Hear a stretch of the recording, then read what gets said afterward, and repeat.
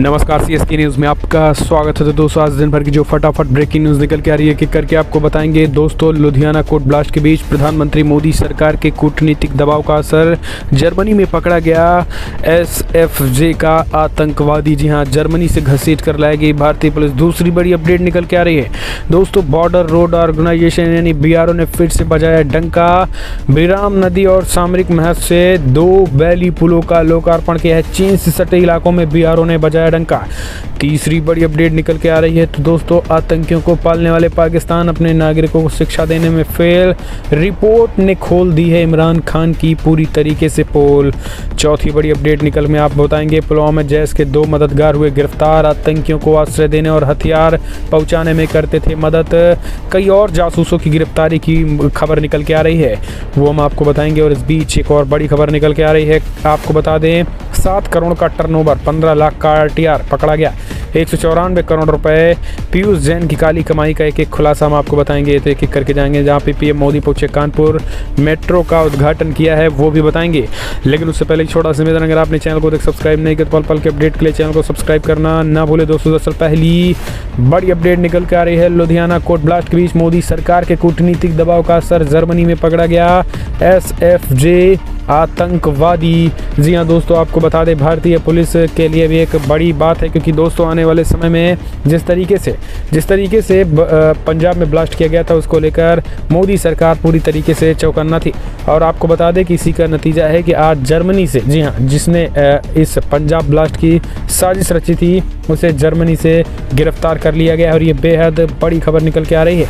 इसके साथ ही आपको बता दें उसे जल्द भारत भी लाया जाएगा।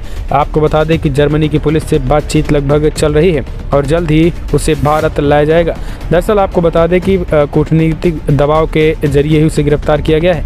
मुख्य आरोपी जसविंदर सिंह मुल्तानी है, जिसे जर्मनी में गिरफ्तार कर लिया गया है। जसविंदर सिंह मुल्तानी को बर्लिन से गिरफ्तार किया गया और प्रतिबंधित सिख फॉर जस्टिस एसएफजे का कट्टरपंथी है और लुधियाना कोर्ट में ब्लास्ट का मुख्य आरोपी बताया जा रहा है।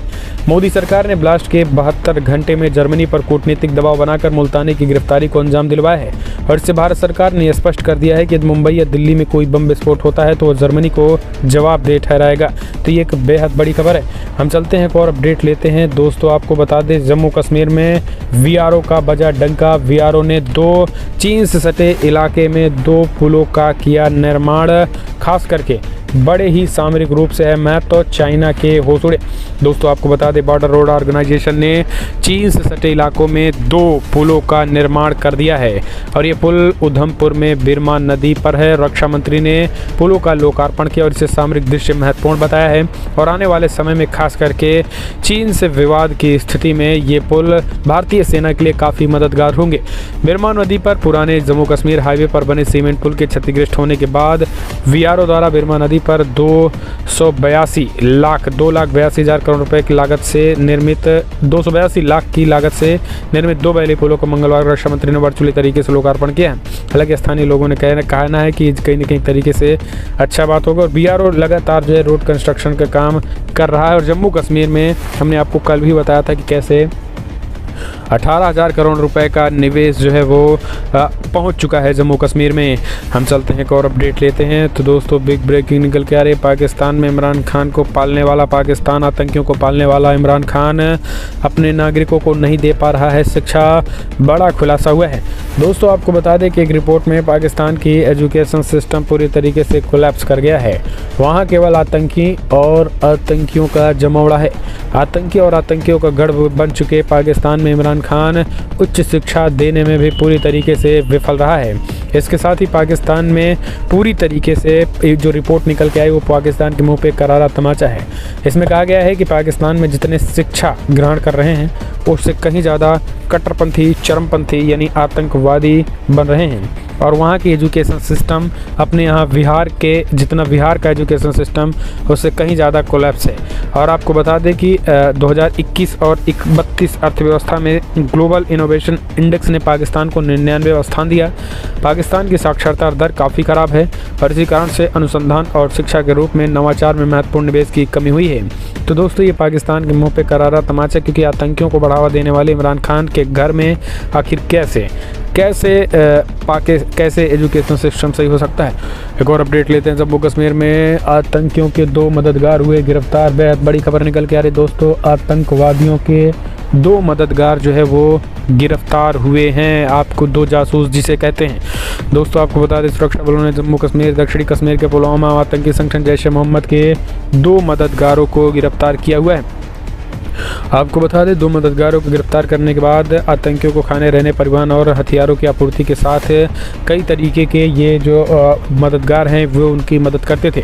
पुलिस ने दोनों के खिलाफ मामला दर्ज कर जांच शुरू कर दिया है। आपको बता दें, एक अधिकारी ने बताया है कि एक सूचना मिलने के बाद पुलवामा पुलिस, 44 राष्ट्रीय राइफल्स और सीआरपीएफ के संयुक्त रूप से कार्रवाई करते हुए दोनों को गिरफ्तार कर लिया गया है और इनसे लंबी पूछताछ में कई चौंकाने वाले खुलासे हो रहे हैं। हम चलते हैं एक और अपडेट लेते हैं। दोस्तों प्रधानमंत्री नरेंद्र मोदी ने किया कानपुर मेट्रो का उद्घाटन। यूपी चुनाव से पहले पीएम मोदी का बड़ा स्ट्रोक, भ्रष्टाचार के इत्र का क्रेडिट नहीं लिया। दोस्तों आपको बता दें, प्रधानमंत्री मोदी मंगलवार को कानपुर पहुंचे हैं और यहां पीएम मोदी ने कानपुर को मेट्रो की सौगात दे दी है। आपको बता दें, पीएम मोदी मेट्रो की सौगात दी और इसके साथ Veena Panki multi production pipeline परियोजना का उद्घाटन किया और यहाँ निराला नगर रेलवे ग्राउंड में पीएम ने जनसभा को संबोधित किया। इसमें उन्होंने यूपी की पिछली सरकारों को घेरा। इससे पहले पीएम मोदी ने कानपुर मेट्रो का सफ़र भी किया है। इसमें सीएम योगी और मंत्री हरदीप सिंह पुरी उनके साथ थे। आपको बता दें कि इससे पहले पीएम आईआईटी के दीक्षांत समारोह में हिस्सा लेने के लिए पहुंचे थे। पिछले दिनों कानपुर में पीयूष जैन के ठिकानों पर जो छापा पड़ा उसका भी मोदी ने रैली में जिक्र किया और अखिलेश यादव पर निशाना साधा है। पीएम ने कहा है कि बीते दिनों जो बक्से भर कर नोट मिला है, ये लोग उसमें भी कहेंगे कि ये बीजेपी ने किया है। मोदी बोले, पिछली सरकार ने भ्रष्टाचार का जो इत्र छिड़क रखा है वो सबके सामने आ रहा है और अब महक रहा है। यानी भ्रष्टाचार का इत्र है, समाजवादी इत्र नहीं है। पीएम मोदी ने पीयूष जैन को लेकर एक के बाद एक कई ताबड़तोड़ हमले बोले हैं। हम चलते हैं एक और अपडेट लेते हैं। दोस्तों पीयूष जैन 7 करोड़ का टर्नओवर, 15 लाख के आईटीआर के बीच 195 करोड़ ऐसे मिले। 14 दिनों की न्यायिक हिरासत में भेजा गया पीयूष जैन जेल। दोस्तों यूपी भाजपा सरकार में कहीं न कहीं एक तरीके से बख्शा नहीं जाएगा और ये साफ साफ दिखने भी लगा है। अपने घर में 194 करोड़ रुपए कैश रखने वाला इत्र कारोबारी पीयूष जैन महज 15 लाख रुपए का इनकम टैक्स रिटर्न भरता था। पत्नी का आईटीआर भी केवल 8 लाख रुपए का था। उसकी फर्म ऑडोकैम इंडस्ट्रीज का टर्नओवर भी महज 7 करोड़ निकला। पीयूष न सिर्फ सादगी का दिखावा करता था बल्कि आयकर विभाग की नज़रों में बचने के लिए भी एक सरकारी या बैंक अफसर के बराबर आय देता था। इसके आनंदपुर स्थित आवास से मिले नोटों के बंडल में 500 और 2000 के अलावा 100 के नोट भी बड़ी संख्या में हैं।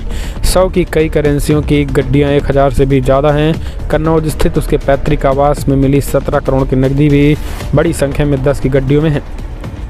तो दोस्तों अब आप समझ लीजिए कि टैक्स जो है वो ना के बराबर सीए को मैनेज करके किस तरीके से इतनी काली कमाई जो है इकट्ठा कर रहा था और यही कारण है कि आखिर प्रधानमंत्री मोदी सरकार का जो हथौड़ा है वो चला है।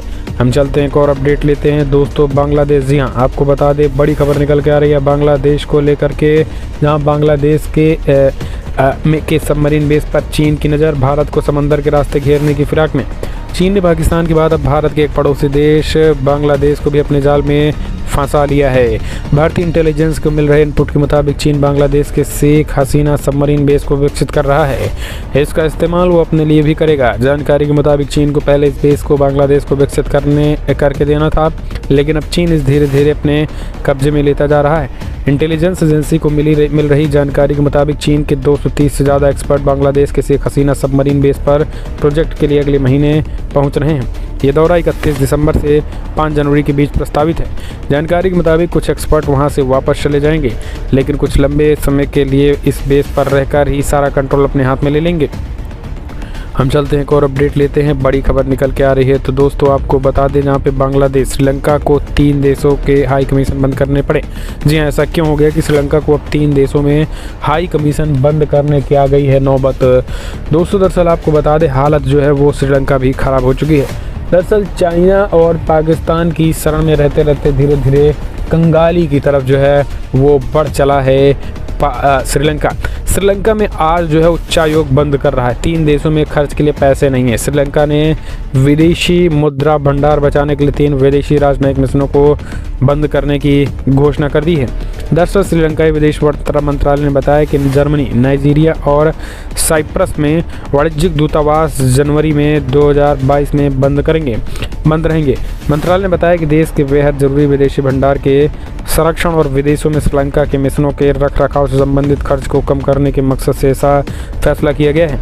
तीनों मिशनों का समापन उस दिन हुआ जब श्रीलंका के सेंट्रल बैंक ने स्थानीय लोगों द्वारा प्राप्त विदेशी मुद्रा पोषण पर प्रतिबंध लगा दिया है। तो अब आप ये समझ सकते हैं कि किस तरीके से जो है हालत जो है वो दुनिया भर के देशों की ख़राब हो चुकी है। हम चलते हैं एक और अपडेट लेते हैं दोस्तों। बड़ी खबर निकल के आ रही है, आपको बता दें, जहाँ पे यूएई बदल रहा है। पहली बार बिना मुस्लिम जोड़ों के साथ हुई शादी। दोस्तों आपको बता दें, यूएई जो है अपने सांस्कृतिक और वहाँ पुरानी परंपराओं के लिए जाना जाता था, लेकिन अब धीरे धीरे पुरानी परंपराओं को छोड़ मॉडर्न में वो भी कहीं न कहीं आ रहा है। पहली बार गैर मुस्लिम जोड़ों को विवाह का लाइसेंस दिया है। आपको बता दें, संयुक्त अरब अमीरात यूएई पहली बार गैर मुस्लिम जोड़ों को नागरिक विवाह लाइसेंस जारी किया गया है। यूएई हालिया सालों में अपने कानूनों से अधिक समावेशी बनाने के लिए कानूनों में संशोधन कर रहा है। बता दें कि यूएई की कुल आबादी जो है वो कहीं न कहीं एक तरीके से बढ़ रही है। कुल आबादी का 90% विदेशी है। ऐसे में यूएई खुद को उदार दिखाने की कोशिश में है। सरकारी न्यूज एजेंसी की रिपोर्ट के मुताबिक अबू धाबी की अमीरात की राजधानी में गैर मुस्लिमों को लेकर नए कानूनों के तहत एक कनाडाई जोड़े ने सबसे पहले शादी की। रिपोर्ट्स में कहा गया है कि इस कदम से दुनिया भर के स्किल्स और एक्सपर्टीज़ वाले लोगों ने टॉप डेस्टिनेशन बनेगा।